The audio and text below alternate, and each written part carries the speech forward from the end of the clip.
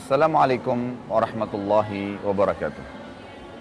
Alhamdulillah wassalatu wassalamu ala Rasulillah.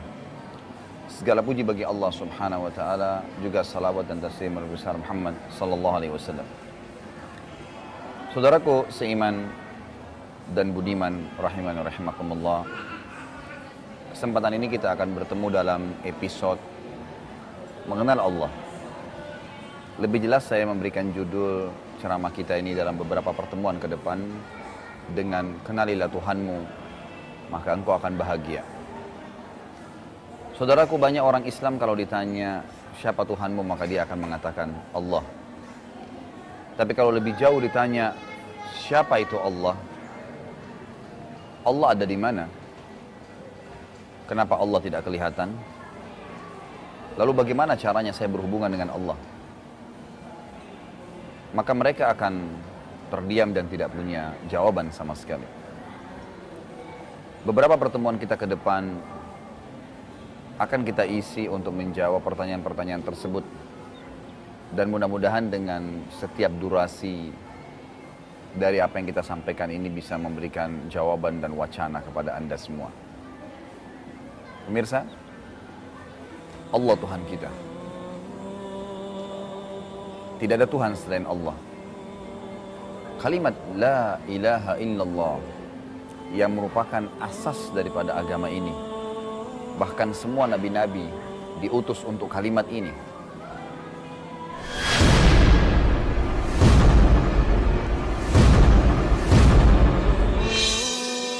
Yang berarti tidak ada Tuhan yang berhak disembah kecuali Allah. Anda lihat ke langit dan apapun yang ada di sana, baik Anda bisa jangkau dengan pandangan Anda atau Anda tidak bisa jangkau. Yang ada di bumi, di atas bumi tersebut, di kedalaman bumi, di kedalaman lautan, baik yang Anda bisa lihat atau Anda tidak bisa lihat, Anda bisa rasakan atau Anda tidak bisa rasakan, rahasianya La ilaha illallah. Artinya la ma'budu bihaqqin illallah.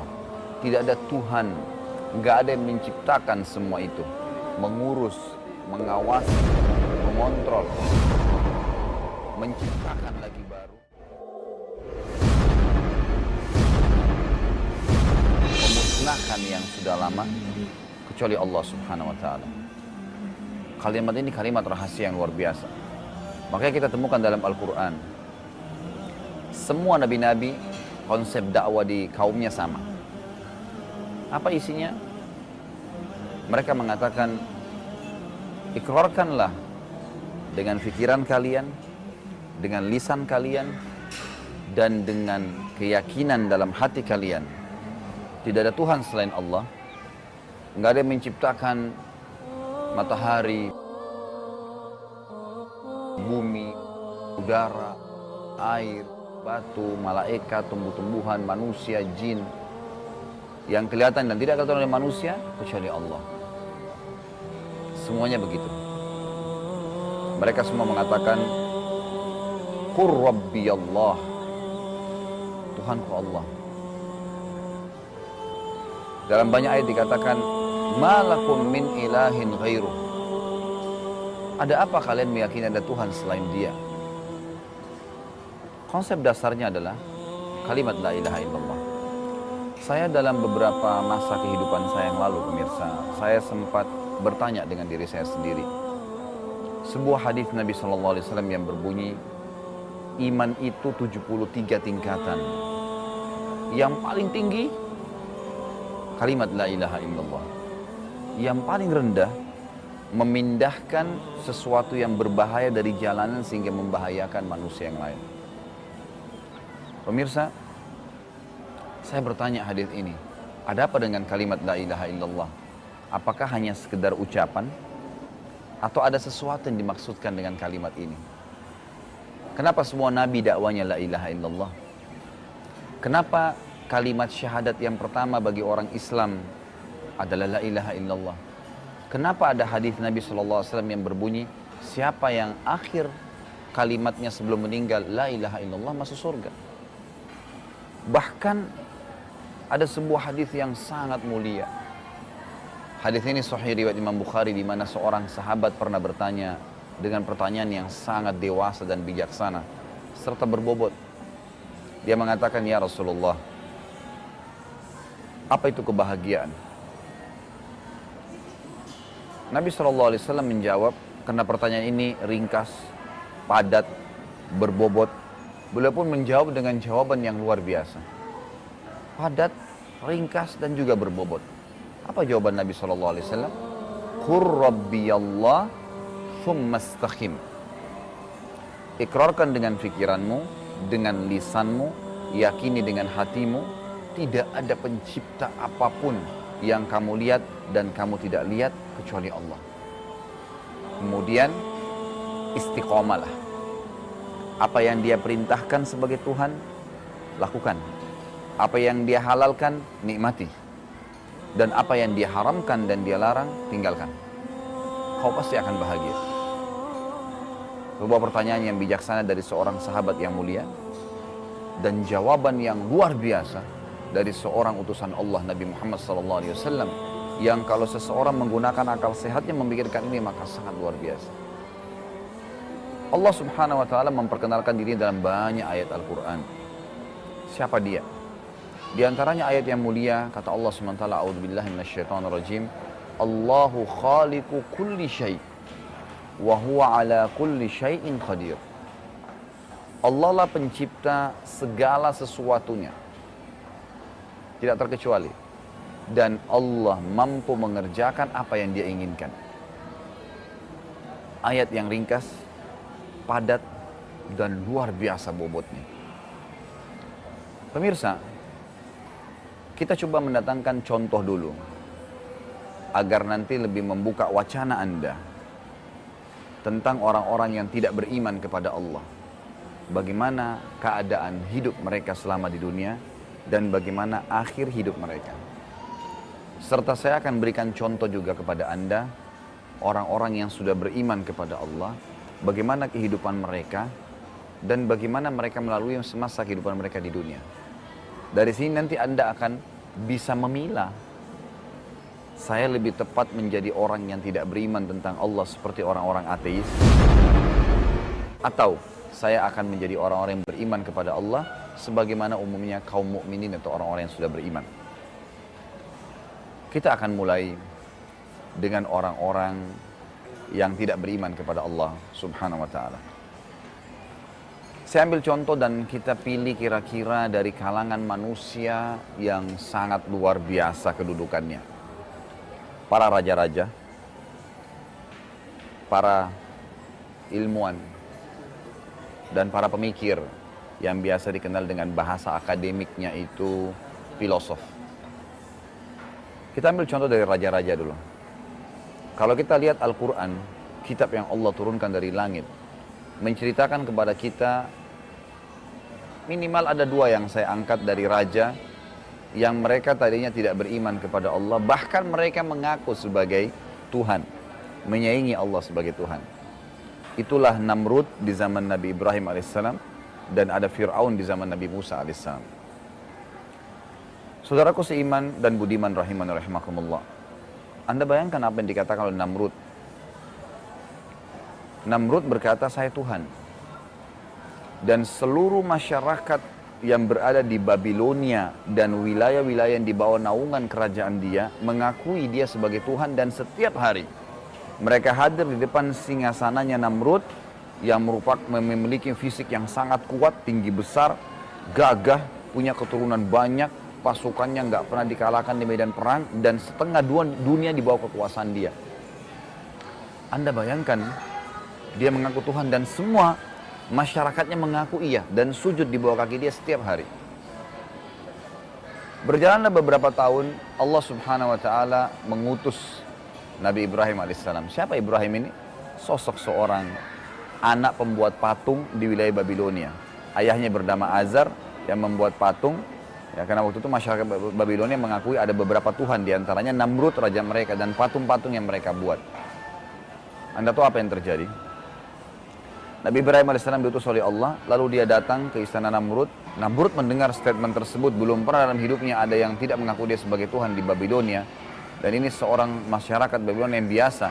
Lalu dia marah dan berkata, wahai Ibrahim, kalau kau mengaku bahwasanya kau punya Tuhan bernama Allah itu bisa menghidupkan dan mematikan, saya pun bisa menghidupkan dan mematikan. Kau ingin bukti? Dia panggil pengawalnya, suruh tangkap 2 orang masyarakat yang sedang lewat depan istana. Lalu kata Namrud kepada pengawalnya, bunuh yang satu dan hormati yang satu. Artinya berikan dia apa yang dia butuhkan lalu suruh dia pergi. Setelah dibunuh yang satu tanpa sebab, tanpa dosa, dan yang satu dibiarkan pergi, kata Namrud, lihatlah, saya mematikan dan saya menghidupkan. Pemirsa, saudaraku seiman yang budiman, rahiman rahimakumullah. Kalau Anda berpikir dengan akar jernih, Anda akan mengatakan Namrud ini sangat bodoh. Bagaimana bisa dia mengatakan dirinya sudah menghidupkan atau mematikan, sementara memang dasarnya 2 orang yang dia tangkap tadi sudah hidup sebelumnya. Dan pada saat mati pun emang sudah keadaannya pada saat ditusuk dia akan mati. Bukan spontan dia cuma mengatakan mati lalu mati. Kalau sesuatu atau dikatakan menghidupkan dari sesuatu yang tidak ada menjadi ada. Telur cair jadi anak ayam. Biji dilempar di tanah, tumbuh jadi pohon yang besar. Sperma ketemu dengan sel telur jadi manusia kayak kita. Bisa ngomong, bisa bicara, bisa makan, bisa minum, bisa marah, bisa senang, dan seterusnya. Baik. Allah SWT menyuruh Nabi Ibrahim AS langsung mengkat. Lalu berkata, Ibrahim katakanlah kepada Namrud, sesungguhnya Tuhanku Allah setiap hari menerbitkan matahari dari timur, menerbenamkan di barat. Apa kau bisa, Namrud? Kata Allah Subhanahu wa taala dalam Al-Qur'an surah Al-Baqarah, fabuhital ladzi kafar. Maka tiba-tiba orang kafir itu tidak bisa ngomong. Dia mau bilang apa kira-kira? Enggak ada alasan dia. Emang depan mata kita setiap pagi terbit matahari dan setiap malam dia terbenam. Terbit di timur dan terbenam di barat. Fenomena alam. Kalau Anda sebagai Tuhan, wahai Namrud, lakukan. Apa kau bisa? Terdiam, tidak bisa ngomong. Terdiam, tidak bisa ngomong. Lalu Namrud menyuruh pengawalnya menahan Nabi Ibrahim AS di penjara sampai seminggu. Lalu Namrud, ya, karena merasa dipermalukan, maka beliau atau dia ingin membalas itu dengan cara mempermalukan, ya, juga Ibrahim AS. Bagaimana caranya? Dia bermusyawarah dengan para pengawalnya, dayang-dayangnya, kita apain nih Ibrahim? Saya ingin membunuhnya, tapi saya tidak ingin mati biasa. Saya ingin mati yang spektakuler, yang membuat nanti, tidak ada lagi orang yang seperti Ibrahim, yang membantah ketuhanan saya. Setelah seminggu berpikir, Namrud akhirnya berpikir, muncul ide dia untuk membuat sebuah api yang sangat besar, ya, panas, yang ukuran api seperti ukuran bangunan istana dia, untuk membakar Nabi Ibrahim AS. Dibakarlah, lalu Nabi Ibrahim AS dikeluarkan dari penjara, dibuka bajunya, kemudian, ya, Namrud mengiklankan ke seluruh wilayah Babilonia atau Irak pada saat sekarang ini, ya, itu untuk datang dan menyaksikan. Inilah hukuman bagi orang yang tidak mengakui ketuhanan Namrud. Ibrahim AS didatangkan di depan semua mata, jutaan mata menyaksikan itu. Nabi Ibrahim AS, sedikit kita keluar dari Namrud, pada saat akan dibakar, Anda lihat bagaimana keadaan orang yang beriman. Dia mengatakan, ya Allah, aku mengimani kamu secara gaib, aku nggak bisa melihatmu. Tapi ya Allah, aku sangat yakin, Engkaulah penciptaku, pencipta segala sesuatunya, termasuk api di depanku yang panas ini. Dan Engkaulah yang telah menjadikan api ini dasarnya panas. Maka aku minta kepadamu ya Allah, agar Engkau menjadikan api ini dingin dan keselamatan untukku. Apa yang terjadi? Allah Subhanahu wa taala menurunkan ayat, yang ayat ini terdapat di 5 kitab sekaligus. Dalam Suhuf Nabi Ibrahim, Taurat Nabi Musa, Zabur Nabi Daud, Injil Nabi Isa, dan Al-Quran Nabi Muhammad alaihi wassalatu wassalam. Ayat yang sama berbunyi, A'udzubillahi minasyaitonirrajim, ya naru kuni bardan wa salaman ala Ibrahim. Wahai api, jadikan dirimu dingin dan keselamatan bagi Ibrahim. Dilempar Nabi Ibrahim AS ke dalam api. Anehnya pada saat itu pemirsa, rahimani rahimakumullah, tidak terdengar sedikit pun jeritan. Umumnya orang sekuat apapun kalau tersentuh api pasti akan teriak, kepanasan. Namrud melihat dan semua masyarakat melihat, bingung, nggak ada suara sedikit pun. Maka Namrud ingin menenangkan masyarakatnya sambil berkata, oh, Ibrahim sudah hangus begitu kena asapnya api saya. Tenanglah audiensnya, masyarakatnya tenang. Kemudian dibiarin selama 3 hari. Setelah 3 hari pemirsa rahimahullah, yang terjadi adalah Namrud mengumpulkan kembali masyarakat Babilonia. Kemudian meminta mereka menyaksikan, dan Namrud dengan sombongnya berkata, saya ingin melihat debunya Ibrahim. Debunya Ibrahim. Maka yang terjadi adalah dikumpulkan seluruh masyarakat Babilonia, lalu kemudian dipadamkan api. Pada saat dipadamkan mereka kaget luar biasa, ternyata Nabi Ibrahim alaihissalam sedang berada di tengah-tengah tumpuhan api tersebut dan tidak terbakar sedikit pun. Luar biasa. Kalau kita mengatakan Allahu Akbar. Namrud akhirnya apa? Dipermalukan. Tadinya dia mau mempermalukan Nabi Ibrahim alaihissalam, dan tadi dia cuma malu di depan istananya, di dalam istana saja di singgasana. Sekarang Allah Subhanahu wa taala mempermalukan dia jauh lebih besar lagi dibandingkan dari apa yang dia lakukan tadi. Dia tadi mau mempermalukan Nabi Ibrahim alaihissalam seluruh masyarakat Babilonia, sekarang Allah permalukan di depan seluruh masyarakat Babilonia, ternyata dia tidak bisa membunuh Ibrahim. Dia bingung, gak bisa ngomong, dia pulang ke istananya, semalam suntuk gak bisa tidur. Anda tahu apa yang terjadi? Keesokan paginya Allah Subhanahu wa taala mengutus kepada Namrud seekor lalat saja. Yang lalat tersebut masuk ke hidungnya, kemudian masuk ya sampai ke otak dia dan tinggal selama 3 hari. Maka dia pun akhirnya meninggal dunia setelah 3 hari. Lalat tinggal di otaknya. Allah hinakan dia dengan seekor lalat. Berhubungan dengan masalah ini juga ada sebuah ayat yang sangat luar biasa. Kata Allah SWT, A'udzubillahi minasyaitonirrajim, ya ayyuhan nas, duriba mathalun fastami'u lah. Innal ladzina tad'una min dunillahi lan yakhluqu dhubaban walau ijtama'u lah. Wa in yadhlub minhum adh-dhubabu shay'an la yastanqidhuhu min dha'ufat talibu wal matlub. Yang artinya, wahai sekalian manusia, telah diberikan perumpamaan kepada kalian bahwasanya semua yang kalian sembah dan seru selain Allah, patung kah, pohon kah, kuburan kah, setan kah, apa saja, mereka tidak akan pernah mampu menciptakan seekor lalat. Dan kalaupun lalat itu mencuri, walaupun mereka bersatu untuk itu ya, dan kalau lalat itu mencuri sesuatu dari mereka, mereka tidak mampu mengambilnya kembali. Sungguh lemahlah yang disembah dan yang menyembah. Meninggallah Namrud. Meninggallah Namrud. Habis kisahnya. Allah muliakan Nabi Ibrahim AS karena imannya kepada Allah Subhanahu wa ta'ala. Raja yang lain Fir'aun. Bukankah Fir'aun terkenal? Sama tadi. Memiliki kelebihan fisik,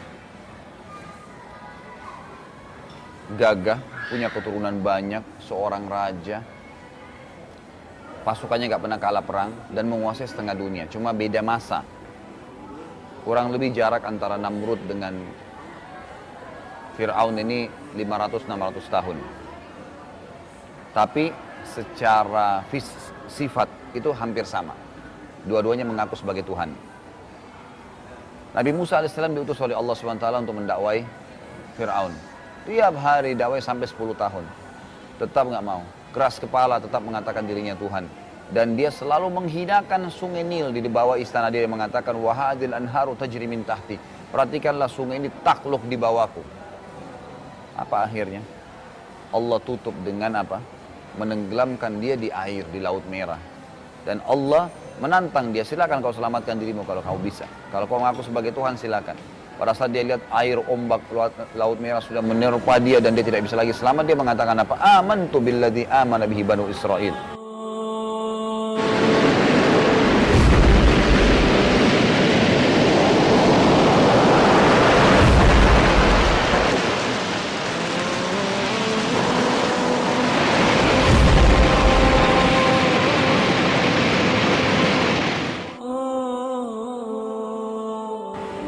sudah beriman kepada yang diimani oleh Bani Israel, tapi sudah terlambat, sudah nggak bisa.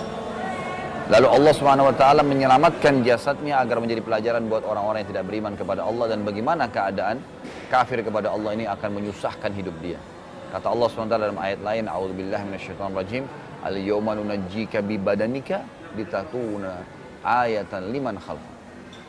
Hari ini ya aku selamatkan jasadmu agar menjadi pelajaran bagi orang-orang yang datang setelahmu nanti. Ini pelajaran besar. Contoh yang kedua yang tidak beriman kepada Allah adalah para ilmuwan.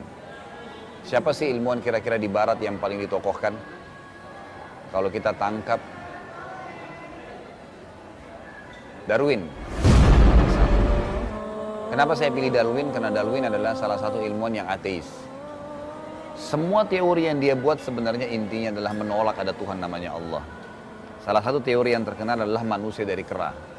Dia juga mengatakan hewan-hewan ya, udara itu dari darat dan hewan darat dari lautan. Begitulah seterusnya, dia coba mencari merekayasa keadaan teori agar bisa menolak ada Tuhan namanya Allah. Apa yang terjadi pemirsa? Dia menulis dalam bukunya dan sampai sekarang masih ada. Dia mengucapkan kalimat satu waktu dia pernah dipermalukan oleh Allah Subhanahu wa taala dengan seekor burung merak. Pada saat dia mau pergi mengajar, seekor burung merak lewat di hadapan dia, menghadap ke dia lalu mengepakkan sayapnya, dan kita sudah tahu bagaimana indahnya warna-warni yang ada di sayap burung merak. Pada saat dia lihat warna-warni itu, maka dia pun bingung, karena biasanya dia kalau lihat sesuatu benda atau hewan misalnya, maka dia mengatakan ini dari hewan ini, spesies yang ini, ya, untuk mengelabui agar menolak ada Tuhan namanya Allah. Dia bilang saya bingung, sampai dia meninggal saat ini masih ada di bukunya, The Space gitu. Dia mengatakan, saya selalu muak kalau mengingat burung merak yang menghadang jalan saya, karena saya tidak pernah tahu dari mana asalnya. Terbantahkan dengan sendirinya, padahal dia seorang ilmuwan, nolak ada Tuhan namanya Allah. Pemirsa yang budiman, rahiman rahimakumullah, saya akan kembali pada stake yang lain, di mana kita akan memberikan contoh orang-orang yang sudah beriman kepada Allah Subhanahu wa taala. Paling tidak Anda sudah mengambil sebuah kesimpulan pada pertemuan ini, bahwasanya ada orang-orang yang tidak beriman dan hidup mereka akan kacau karena tidak beriman kepada Allah Subhanahu wa taala.